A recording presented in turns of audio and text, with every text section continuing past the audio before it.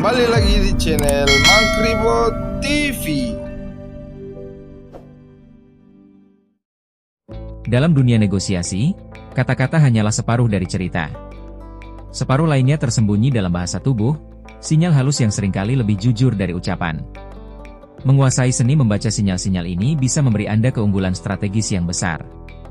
Berikut adalah beberapa trik untuk membacanya.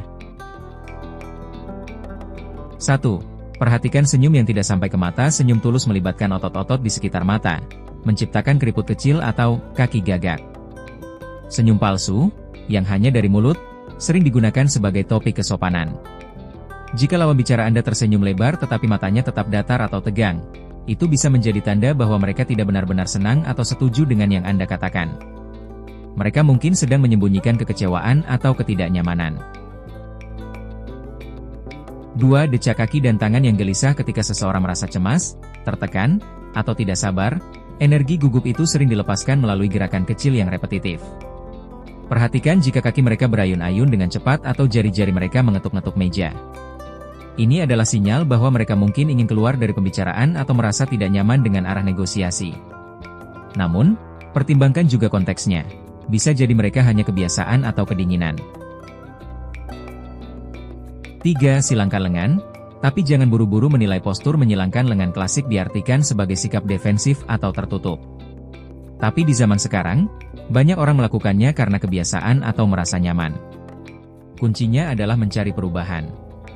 Jika sejak awal tangan mereka terbuka, lalu tiba-tiba menyilang setelah Anda mengajukan penawaran, itulah alarm yang harus Anda waspadai. Itu adalah reaksi terhadap ketidaksetujuan atau perlindungan diri. 4. Kontak mata yang tepat sasaran. Di era yang penuh dengan distraksi seperti sekarang, seseorang yang mampu menjaga kontak mata dengan baik menunjukkan kepercayaan diri dan ketertarikan. Namun, hati-hati dengan tatapan yang terlalu intens dan tidak berkedip, karena itu bisa berarti mereka sedang berusaha menakut-nakuti atau mendominasi.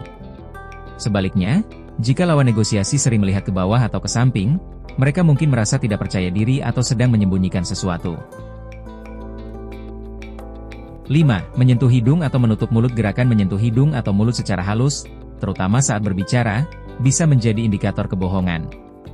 Ini adalah gerakan self-soothing yang tidak disadari untuk meredakan kecemasan. Namun, jangan langsung menuduh. Jadikan ini sebagai tanda untuk menggali lebih dalam dengan pertanyaan klarifikasi. Bisa juga itu berarti mereka sedang flu atau alergi, jadi selalu amati konteksnya.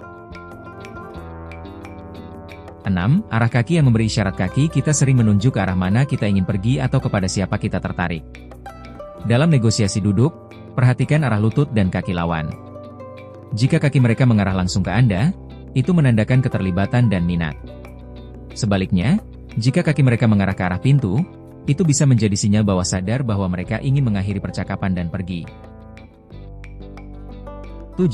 Cerminan gerakan yang halus. Ketika dua orang berada di frekuensi yang sama, mereka sering tanpa sadar meniru bahasa tubuh satu sama lain. Ini disebut isopraksis. Jika Anda melihat lawan negosiasi mulai merefleksikan postur Anda, seperti menyandarkan kepala ke arah yang sama atau meletakkan tangan di pipi, itu pertanda positif. Artinya, mereka merasa terhubung, nyaman, dan terbuka terhadap apa yang Anda katakan.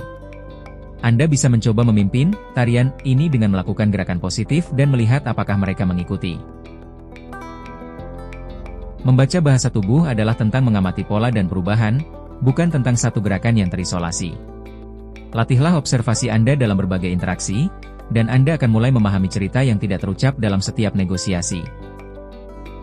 Terima kasih sudah menonton. Jangan lupa nonton video lainnya.